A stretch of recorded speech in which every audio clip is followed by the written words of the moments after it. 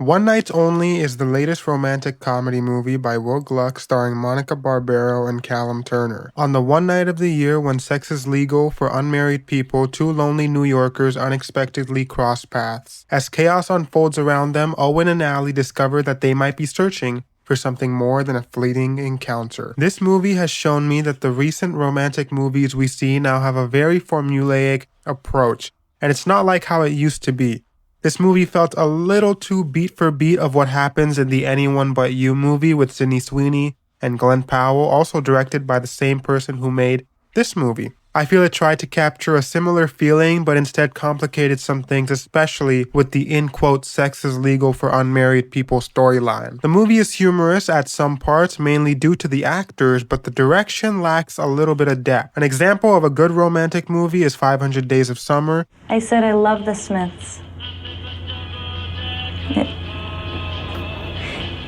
The movie doesn't hold back on taking risks, and the film ends with the characters not ending up together, but starting fresh opportunities and finding love in their own path. In this movie, yes, the meaning is there with the flirtatious part, but the movie lacks real humanity when it comes to the romance. Now, I'm not the most involved in being a romantic, but I know that this movie just tries too hard to showcase how random altercations can lead to love. We legit had countless movies on the same idea and the same tropes of this romantic comedy movie. They meet each other at a random bar, at a random place, at a perfect time, and then they fall in love from there. Or they see each other multiple times and then they fall in love. That's a huge trope in every romance movie, and I guess that is a thing in real life sometimes-ish. Look at the movie Anyone But You, for instance. The movie legit starts off with them meeting at a coffee shop.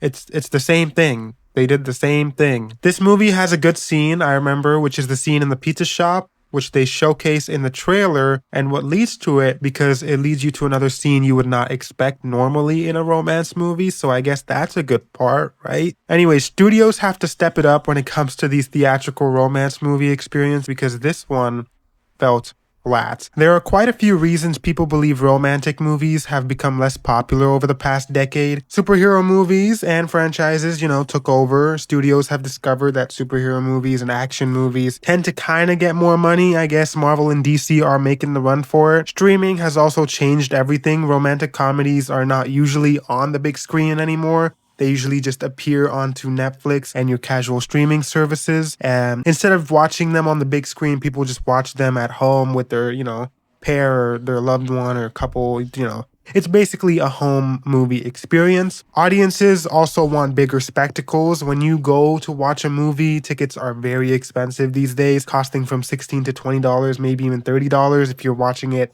in IMAX or 70 millimeters. But people often want an experience they can't easily get at home, such as, yes, action, science fiction, horror, or large-scale, fantasy movies. This is a personal one. I feel like dating culture has also changed. Social media, dating apps, and modern relationships have created a world that is much more complicated than the classic boy meets girl formula that dominated films in the early 2000s. And studios have honestly become more risk-averse. Original romantic stories are often seen as financial gambles, so studios tend to invest in sequels, remakes, and establish intellectual property instead. Television and streaming also tell longer love stories. Shows have more time to develop relationships than a 2-hour movie does. I mean, look at the most recent one. And finally, I guess genres have blended together. Romance is still popular, but it is often combined with horror, comedy, science fiction, or drama instead of just being the straight main focus. What's interesting is that romance might not be dying at all. It may just simply be changing. Films such as Past Lives showcase that. All in all, this movie does showcase that if you do have a good story in romance, it can come to fruition. Also, social media can build a huge part in the marketing process. The Anyone But You movie has become popular because of the social media presence. Yeah, but I'm not trying to trash the movie because I did enjoy it for what it was, but it is a movie that is upsetting and got me thinking about how romance is kind of changing maybe, or romance is kind of being a little dry recently. So I will say, studios, please, next time, think of a good romance movie. Maybe adapt a good book or so. I don't know. The shows are doing it. Maybe in movie form you could do it. Do you think romantic movies are actually dying, or are studios simply forgetting how to make them.